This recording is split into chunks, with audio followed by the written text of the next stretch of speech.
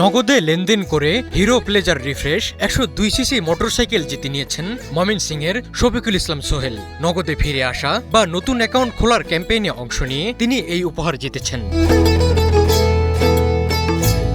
নগদের পক্ষ থেকে অভিনেত্রী পারসা ইভানা মোটরসাইকেল বিজয়ী শফিকুলের হাতে উপহার তুলে দেন। উপহার পেয়ে উচ্ছ্বসিত শফিকুল ইসলাম। আশা আর ফেরা সারপ্রাইজ সেরা শিরোনামে সম্প্রতি একটি ক্যাম্পেইন চালু করেছে নগদ। এখন পর্যন্ত 23,000-এর বেশি গ্রাহক 50 টাকা থেকে 500 টাকা পর্যন্ত ক্যাশব্যাক পেয়েছেন। পাশাপাশি সারপ্রাইজ রিচার্জ অফারে অংশ নিয়ে বোনাস রিচার্জ পেয়েছেন 2,000-এর বেশি গ্রাহক। সকাল 6টা থেকে রাত 10:59 পর্যন্ত প্রতি মিনিটের প্রথম লেনদেনকারী গ্রাহককে ক্যাশব্যাক প্রদান করা হচ্ছে।